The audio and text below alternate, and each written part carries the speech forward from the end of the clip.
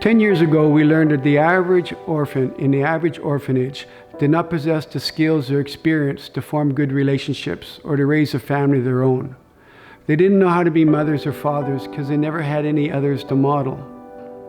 Something basic, something we take for granted, family, the focus of humanity. Now, even if you were raised by only one parent, you had aunts that read you stories, you never slept alone in a dormitory, uncles that camped with you outdoors, parents of friends, coaches and mentors, while orphans are raised by staff on behalf of sponsors.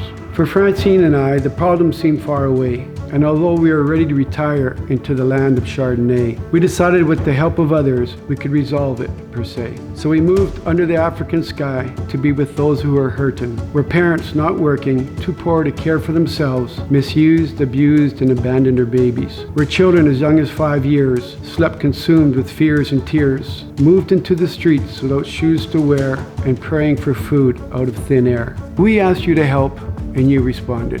We promised these kids the most basic of human rights, protection instead of rejection, health care instead of nightmares, a family life instead of calamity and strife. And a family life we did, closed the orphanage entirely and found these kids real homes, finally homes with vitality, parents to guide and watch over them. We promised to you, the givers, to not just raise our kids well, but to plan for their future. We promised to leave a legacy, not just for us, but for you and for them. And you did incredible things to raise money. You held fundraisers, you sent shoes, gave glasses, your kids sold cookies, you became Canadian parents. You sent crate after crate of medical supplies, you bought equipment and repaired wells. And while over there, you sang with the kids at bedtime, you hugged the kids, read nursery rhymes, you gave them hope and showed them love, some for the first time. And you sent your money to Africa and we started working.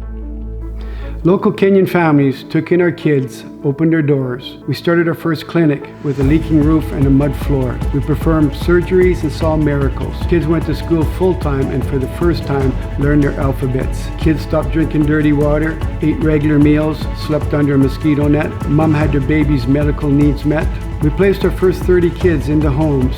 We're not actively looking for more kids like a Sherlock Holmes, but it didn't stop. Another 24 have caught our hearts. Even the week before we left Kenya, we rescued another 2 from the life of cruel. A 6-year-old deaf and mute girl and a 9-year-old boy, both en route to never attending school.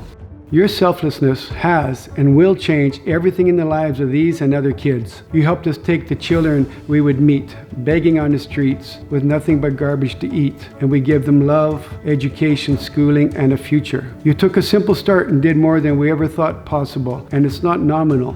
Check it out. Logistically, statistically, you saved 50 kids who are no longer mistreated, over 9,000 patients treated, and brought clean water to thousands who need it.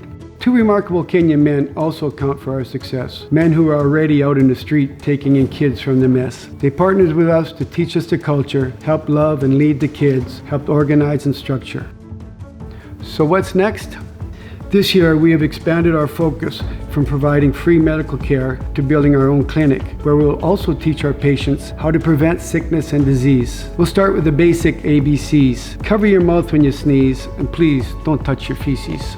Although our oldest is now a nurse with a license to prescribe and disperse, he would like to become an MD, return with his degree, and lead our clinic to be fully operated by kids of our family, with a goal to ultimately become mom and dad free. Supported globally, we work mostly locally, but also privileged to visit remote, isolated villages where no doctors go. And here are some images of us treating and competing with our recurve bows.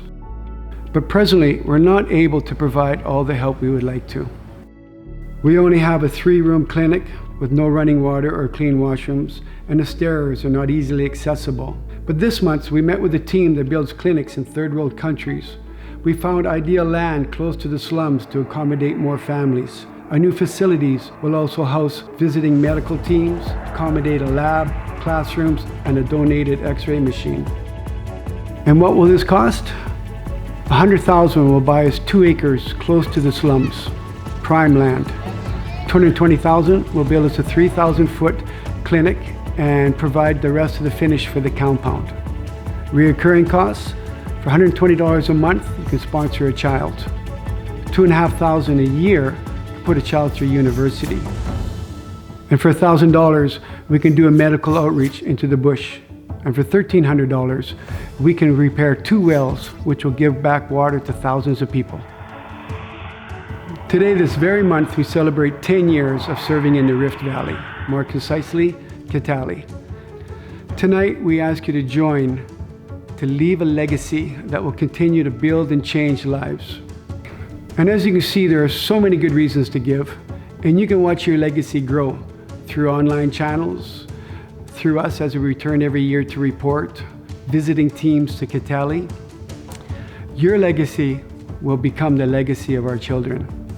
After 10 years, more than ever, we're determined to create and strengthen a system that will mandate, in fact dictate, a legacy which will eliminate the idea of any child being left in the street to dissipate.